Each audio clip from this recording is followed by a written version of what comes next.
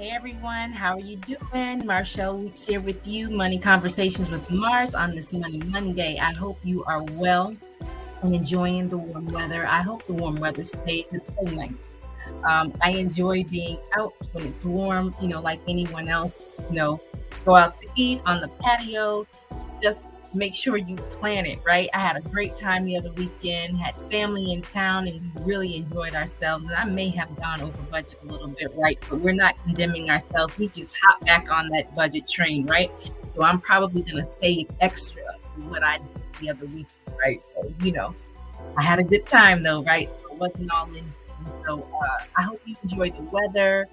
Here are some of the tips that I would give for enjoying weekends out, especially in Atlanta. Eat before you leave home. Take out cash. When that cash is gone, it's time for you to be on your way back home.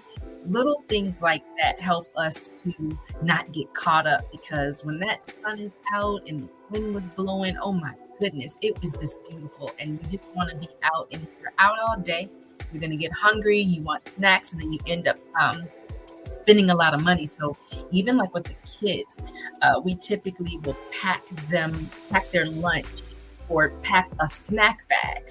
So if you're in the car from stop to stop, open up a bag of something, and then, you're really not hungry. So when you get in front of something, you're like, oh, give me this, that, and this. It's like, no, I already ate. Oh, just give me the one thing. So just little tips, little things that we can do so we can enjoy the weather, but not break the bank. All right. So we're going to talk about the 70-20-10 rule today. I'm going to share my screen. This is just another method of budgeting. You may say, well, why do we need to know all these different ways to budget? Because it's good to have options. I think also we have something fun coming up in the Women Empowered group. And so if you know how to prioritize your money, you may be able to participate, or you may want to participate without the stress. And I don't want to give too much away. So let's hop into this. So 70, 20, 10% budgeting rule. All right, so here's our example. We have take home $3,000. So this is our net every 2 weeks, okay? And I'm just using this as an example. So 70, 20, 10. The 70% are for the expenses. The 20% is for our debt. If we have debt, like, we're paying things off. And then if we don't have a lot of debt, we're probably going to put the 20% to our savings. The 10% will be our savings or our fund money. So this is something where you have to look at your own numbers and you have to make that decision. So let's use an example. As I was saying, and let me erase this and move this over. We're going to do an example of someone who takes home $3,000 every 2 weeks. So if they're taking home $3,000 every 2 weeks, what is 70% of $3,000?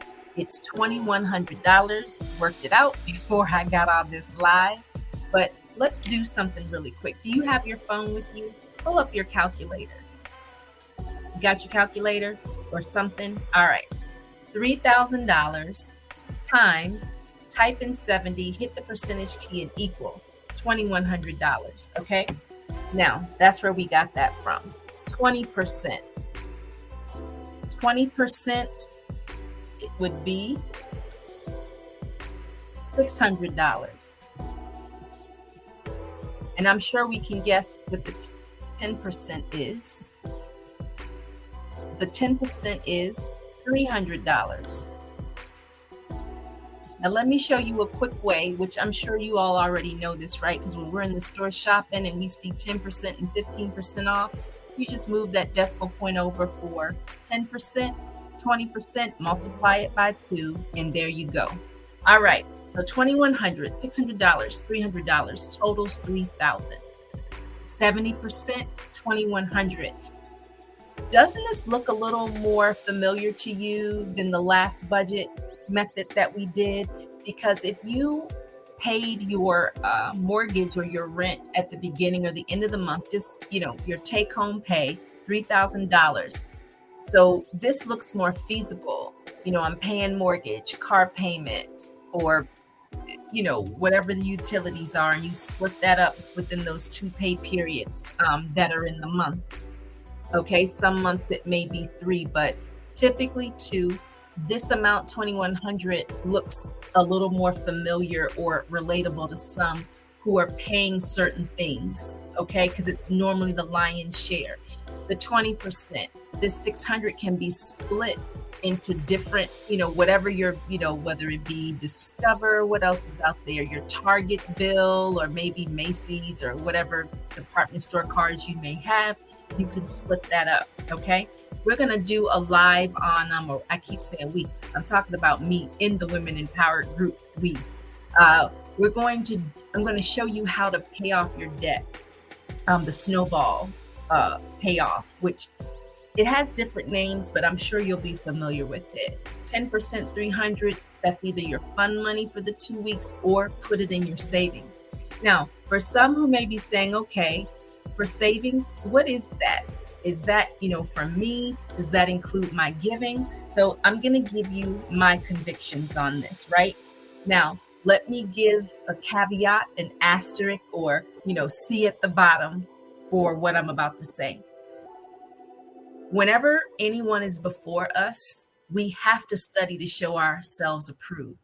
We can't take somebody else's conviction if we don't have it. Now, some stuff is going to come across as wisdom, right?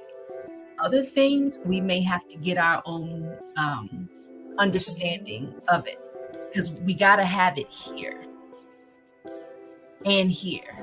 Does that make sense? So for me, I want to give more than 10%. So some of us may have an understanding of tithing under the law, where it says 10%, the give, and it'll be given back to you, pressed down, shaken together, running over. I think they even made a song about it, right? But then there is something called grace-based giving, where that relationship that you have with Christ, he may be telling some of us to do more than 10%. But if we're stuck on a bunch of rules and regulations, Jesus fulfilled the law, right? So we aren't a rules and regulations believer. We're supposed to be led by the Holy Spirit. Those aren't rules and regulations. That is, what do you want me to do today? God, what do you want me to give today? Who should I help today? Does that make sense? What do you want me to wear today? What do you want me to teach on today? God, what business do you want me to do, or relationship? So if that is based on a rule, then wouldn't we all be doing the same thing? That doesn't make sense to me, but get your own conviction. That's why I said disclaimer and asterisk, footnote, whatever you want to call it. That's between you and God. Okay? So my conviction is, God, what do you want me to give? Because I want to be a huge giver. So if he says, get your checkbook out and write a check for $3,000, I don't want to be like, but this ain't 10%. That's more than 10.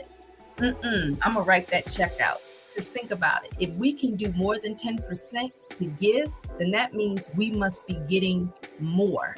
There must be more in store. So I don't want to limit my giving. I don't want to limit my giving. Does that make sense? So this 10%, if you want that to be your offering, go for it.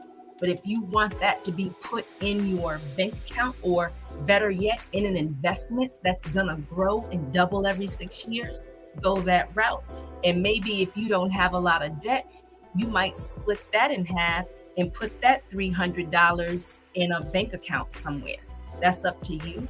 That's something I would love to talk to you offline, but I thought that was important to say, because giving in our our spiritual homes, that's important to a lot of us, and we invest in that. And it is an investment. Any organization, church is an organization, they pay bills like everybody else, right? So sometimes the understanding isn't there, like they pay bills and our prayers are great, but the organization needs money just like any other organization, right? So God takes care of his church, but he works through people. So if nobody is giving anything, how does that organization go on to help the community if there's nothing to give? When people are coming and they're hungry, they don't want a prayer and they don't want a sermon. You got to feed them, and food costs money. And then the people who work every day that give to the food banks, guess what? They're getting a check from work to buy the food, to give it. Everything costs money. So we gotta stop thinking that, when someone is hungry or whatever, and I'm gonna pray for you. No, give them something to eat, like wisdom. Like, we gotta be wise believers. And because sometimes, you hear different things and it's just like, well, man, well, how would you feel if you were hungry and someone said that they were gonna pray for you? Or if your lights were out and someone said, I was gonna pray for you. We need believers who manage their money, who say, hey, I will write the check and pay the electricity bill. Now, we want to hold people accountable now, but there are going to be some instances where we need people to step up and do the big things, right? And so I just feel like when we're givers and we have a heart for Christ, we may start off small, like I'm going to pay somebody's entry to the women's conference, right? In the belief that if the church wants to build a school, I'm gonna be able to write a check and pay for some of that. You know what I mean? Like, I've just prayed that when we are asking for businesses, to include myself, that we're believing for more than shopping trips and vacations. Like, what is our business going to do for the community? What is it that we're believing for that, yes, our families will be taken care of, but what can we do? What can God get through to the people? Because there may be people who are out there, oh, you keep talking about your God is so good and this, that, and the third, but I don't see you, doing X, Y, and Z. Like, that's a big thing, right? And so they may be looking at other people on the TV and the movies, and they're not believers, but they're out here doing all of this stuff. So we got to get ourselves together. And I know that's tough to hear. It's tough to hear. Trust me, I had to go through a lot of renewing of my mind and learning and personal growth to get to the point where I was not offended by that. But it's true. So we have to manage our money so God can use us to funnel through us, not just money, but even information, right? So we're generous, okay?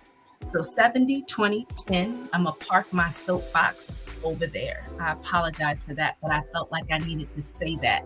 So 70% goes to expenses, 20% debt payoff or savings, 10% savings or fund money. It all depends on your numbers and what you have going on. Remember, I always say that what I'm talking about is not necessarily the gospel. You have to get your own convictions. Chew the meat, spit out the bones. If you already have a budgeting system that is working for you, then you should stick to what it is that you do. Don't change anything just because you hear someone say something, right? We all have, I have my financial experts that I really, really like. However, if they're suggesting saying, do this, but what I have is working, I shouldn't go and change that. Not unless, later the Holy Spirit says, maybe you ought to take another look at that. So what I am learning to do, and it is a renewing of the mind every day, because sometimes, we may think, oh, I know this, or oh, I know that, and we might miss something. So my goal is always to take my time, and I am really striving to yield to God, to let him make more decisions, because I'm independent.